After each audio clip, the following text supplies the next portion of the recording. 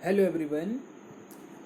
Social science में civics हम लोग पढ़ रहे थे, चैप्टर नंबर 2, जिसका नाम था व्हाट इज़ द गवर्नमेंट। इसका लेक्चर नंबर 2 है। लेक्चर नंबर फर्स्ट में हमने ये देखा था गवर्नमेंट की डेफिनेशन क्या होती है और गवर्नमेंट को कौन कौन से काम करने पड़ते हैं, उनकी क्या क्या रिस्पॉन्सिबिलिटी है। इस वीडियो में ये बात करेंगे कि गवर्नमेंट के पास कौन कौन सी अथॉरिटी ऐसी है कि वो कानून बनाते हैं, और दूसरा गवर्नमेंट की कितनी टाइप्स होती हैं, ये हमको इस वीडियो में पढ़ना है। और यूनिवर्सल एडल्ट फ्रेंचाइज क्या होता है, ये टॉपिक पढ़ना है। एक एक करके सबके बारे में जानते हैं। तो सबसे पहला टॉपिक कि लॉ एंड द गवर्नमेंट। जो भी लॉ गवर्नमेंट के द्वारा बनाया जाता है, गवर्नमेंट के द्वारा जो लॉ बनाया जाता है वो किसका काम है बनाने का। मैंने बोला था कि गवर्नमेंट के 3 लेवल होते हैं। फर्स्ट लेवल को बोलते हैं लेजिस्लेचर। तो लेजिस्लेचर का काम होता है लॉज को बनाना, कानून को बनाना। अब लॉ बन गया, उसको लागू करवाने का काम, एग्जीक्यूट करने का काम करती है एग्जीक्यूटिव बॉडी, इनको बोलते हैं एग्जीक्यूटिव। थर्ड, अगर कन्फ्लिक्ट हो गया दो बॉडी के बीच में तो उनको रिजॉल्व करने का जो काम है वो करती थी जुडिशरी। तो जो भी गवर्नमेंट यानी लेजिस्लेचर बॉडी के द्वारा अगर कोई भी लॉज बनाया जाता है तो वो जितने भी सिटीजन्स होते हैं उनके ऊपर वो क्या होता है, बाउंड होता है, उनको मानना ही पड़ता है। इसीलिए जो लॉज होता है वो इन्फोर्स प्रॉपर कराना बहुत ज़रूरी होता है गवर्नमेंट के फंक्शन करने के लिए। यानी गवर्नमेंट कोई भी अगर कानून बनाती है तो वो लोगों के ऊपर, जो आम सिटीजन्स है उनके ऊपर ये इन्फोर्स जो है ऑटोमेटिकली हो जाता है। जो भी गवर्नमेंट है उसके पास पावर है किस बात के लिए, इम्प्लीमेंट करने के लिए, लॉ करने के लिए। जो भी लॉ बना, लॉ बनाने का काम किया किसने, लेजिस्लेचर ने। उसको इन्फोर्स इम्प्लीमेंट करने का भी जो काम है वो भी क्या करती है, गवर्नमेंट ही करती है। सिटीजन्स होते हैं वो क्या जा सकते हैं, कोर्ट जा सकते हैं अगर कोई भी लॉ कानून जो है फॉलो नहीं हो रहा है।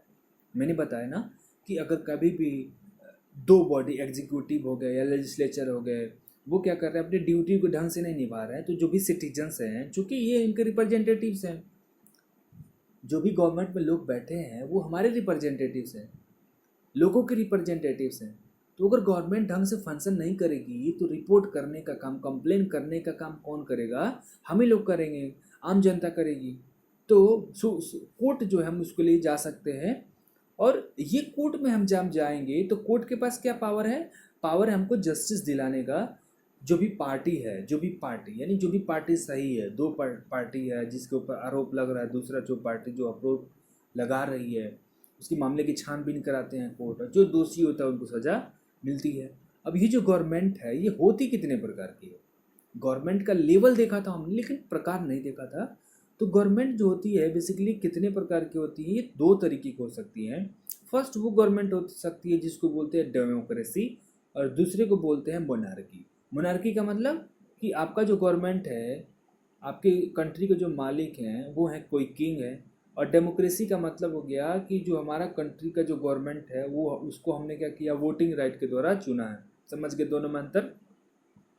तो डेमोक्रेसी क्या हो गया, डेमोक्रेसी में जो लोग होते हैं, पीपुल, वो क्या करते हैं, रूल करते हैं, खुद ही शासन करते हैं, देमसेल्फ, खुद से ही शासन करते हैं, खुद के ऊपर, किसके द्वारा, देयर रिप्रेजेंटेटिव्स, अपने जो समर्थक है जिनको चुन करके आप भेजते हैं उन्हीं के द्वारा जो ये शासन करते हैं।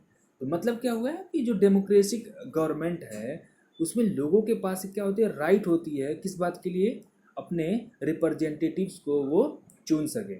और एक बार अगर चुन लेते हैं तो गवर्नमेंट कितने टाइम के लिए काम करती है, 5 सालों के लिए क्या करेगी, वो काम करेगी। कितने साल के लिए काम करेगी, 5 साल के लिए काम करेगी। तो उनको जो एक्सप्लेन करना पड़ता है, अगर हमारे जो रिप्रेजेंटेटिव्स हैं हमने उनको चुन के भेजा, हमारे रिप्रेजेंटेटिव्स है, तो डेमोक्रेसी में हमने रिप्रेजेंटेटिव्स को चुन करके भेजा, तो वो जो भी एक्शन लेंगे गवर्नमेंट में बैठ के उनको जो है एक्सप्लेन करना पड़ता है कि अगर ये डिसीजन आपने लिया तो क्यों लिया। तो ये जो इस टाइप की जो गवर्नमेंट है यानी डेमोक्रेटिक वाली जो गवर्नमेंट है ये हमारे इंडिया में है। मोनार्की गवर्नमेंट का मतलब क्या होता है, मोनार्की का मतलब कि जो किंग होते हैं, किंग मतलब राजा, क्वीन का मतलब रानी, उन्हीं के पास केवल पावर है, वो शक्ति है, वो क्या कर सकते हैं, टू मेक डिसीजन और गवर्न द कंट्री। डिसीजन लेने का काम, कंट्री में क्या करना है नहीं करना है, और डिसीजन लेने का, कंट्री पे शासन करने का काम अगर किंग के पास और क्वीन के पास है तो उसको क्या बोलते हैं? मोनार्की बोलते हैं। उसको क्या बोलते हैं? मोनार्की बोलते हैं। तो इसमें क्या दिक्कत होती है कि एब्सोल्यूट क्या होता है? ओबेडियंस होता है अथॉरिटी का, मतलब कि जो उनके पास पावर होती है ना, वो उसका क्या करते हैं? मिसयूज करते हैं, गलत फ़ायदा उठाते हैं।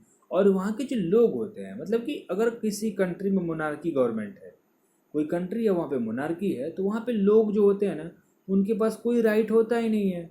उनके पास कोई राइट ही नहीं है डिसीजन लेने का। सोचिए कितना गंदा काम होता होगा वहाँ पे।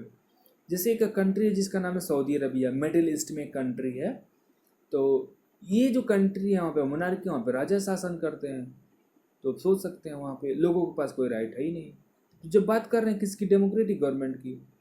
इंडिया जो है अपना कंट्री, वो क्या है कि डेमोक्रेसी कंट्री है। डेमोक्रेसी है हमारे कंट्री में, और हमारा जो कंट्री है गवर्नमेंट हमारे कंट्री की, उसको क्या बोलेंगे?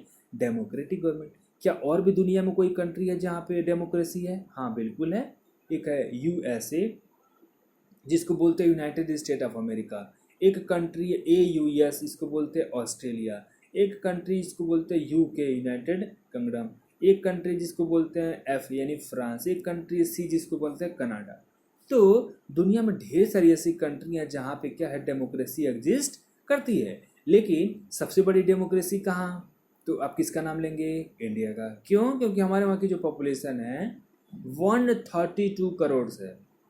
132 करोड़। और दूसरे नंबर पर डेमोक्रेसी की बात करेंगे जहाँ पे बहुत ज़्यादा फ्रीडम दी जाती है, तो किस कंट्री का नाम लेंगे? USA का। समझ में आई बात? तो इंडिया जो है जहाँ पे डेमोक्रेसी लाई करती है, तो ये जो अचीवमेंट जो है कैसे मिला था हमको? डेमोक्रेसी कैसे मिली? तो ये एक दिन में नहीं मिली थी। हमने इसके लिए क्या किया था? बहुत ही लॉन्ग और एक्शन पैक्ड स्ट्रगल किया था। किसने? हमारे इंडियन के लोग थे, जो लीडर्स थे। हिस्ट्री में आप पढ़े होंगे ना कि हमारे ऊपर जो है ब्रिटिशर्स का कई सालों तक राज था, वो हमें गुलाम बना के रखे, फिर हमारे लोगों ने उनसे लड़ाई की, गोलियां खाई, फिर जाके आज़ाद हुए।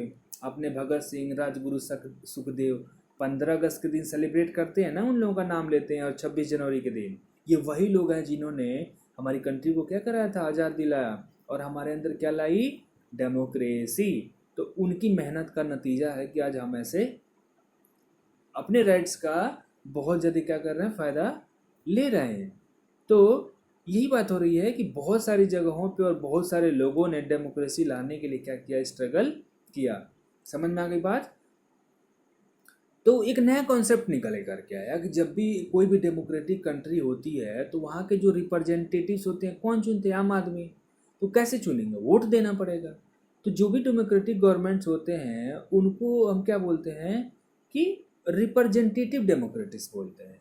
रिप्रेजेंटेटिव का मतलब कि मान लीजिए कि किसी इलाके में 10 लाख लोग हैं। कितने लाख? 10 लाख लोग हैं।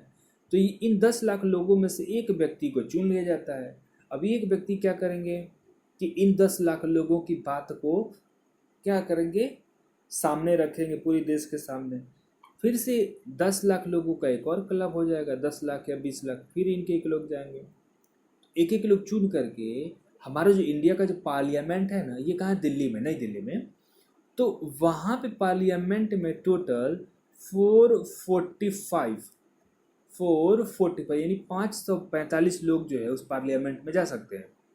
तो पार्लियामेंट जो उसमें 2 हाउस होते हैं, उसको बोलते हैं, को बोलते हैं लोकसभा, दूसरे को बोलते हैं राज्यसभा। तो जो लोकसभा है वो मेन होता है जहाँ पे, तो वहाँ पे जो टोटल मेंबर है 445 हो सकते हैं। अब ये 445 कैसे आते हैं? 132 करोड़ इन लोगों को चुनते हैं। 132 करोड़ लोग हैं इंडिया में। अब इनके बिहाफ पे कितने लोग काम कर रहे हैं? मात्र 545 लोग ये चुन के जाते हैं। इसलिए क्या बोलते हैं इसको? ये रिप्रेजेंटेटिव डेमोक्रेसी है। कि ये जो डेमोक्रेसी है ये क्या है? रिप्रेजेंटेटिव डेमोक्रेसी है। और यहाँ के जो लोग हैं हमेशा नहीं चुने जाते हैं। हर 5 साल पे क्या होता है? इलेक्शन होते हैं। आप अच्छा काम करेंगे तो हम आपको रखेंगे, फिर से जिता के आपको भेजेंगे। आप हमारा काम नहीं करेंगे, हमारे समाज में, हमारे इलाके का डेवलपमेंट नहीं करेंगे, हम आपको क्या करेंगे? नेक्स्ट टाइम हटा देंगे। इसलिए इसको क्या बोलते हैं? रिप्रेजेंटेटिव डेमोक्रेसी बोलते हैं। अब ये जो डेमोक्रेसी होती है, दिस टाइप की डेमोक्रेसी, यहाँ पे जो लोग होते हैं ना, इनडायरेक्टली पार्टिसिपेट होते हैं। क्यों इनडायरेक्टली? इनडायरेक्टली इसलिए क्योंकि वो अपने लिए कानून डायरेक्ट नहीं बना रहे हैं, वो किसी को चुने और कहे कि जाओ तुम वहाँ बैठ करके हमारे लिए कानून बनाना। इसीलिए क्या करते हैं, वो अपने रिप्रेजेंटेटिव्स को चुनते हैं किसके द्वारा, इलेक्शंस के द्वारा। और उनके रिप्रेजेंटेटिव्स क्या करते हैं, एक दूसरे से मिलते हैं और क्या करते हैं, डिसीजंस लेते हैं। किसके लिए, पूरे पॉपुलेशन के लिए, पूरे देश में जितने लोग हैं जो भी डिसीजन लेते हैं सबके ऊपर लागू होता है। अब जब बात आती है किसकी, इलेक्शन की, तो इलेक्शन में वोट देने जाएंगे तो वोट कौन देगा, वो देते हैं ऑल एडल्ट। एडल्ट किसको बोलते हैं, जिसकी भी उम्र 18 साल या 18 से ज़्यादा 18+ होती है तो उनको क्या बोलते हैं, एडल्ट बोलते हैं।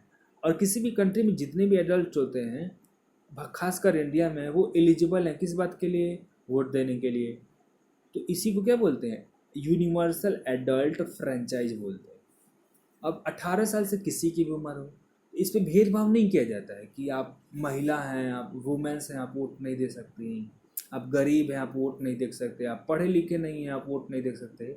ऐसा नहीं है इंडिया में। जो भी है, जैसा भी है, जितने भी लोग हैं, उम्र 18 साल से अधिक होनी चाहिए। 18 साल है, आपको वोटिंग राइट मिला हुआ है। इसी को क्या बोलते हैं, यूनिवर्सल एडल्ट फ्रेंचाइज। चैप्टर आपका यहीं फिनिश होता है। Okay, thank you.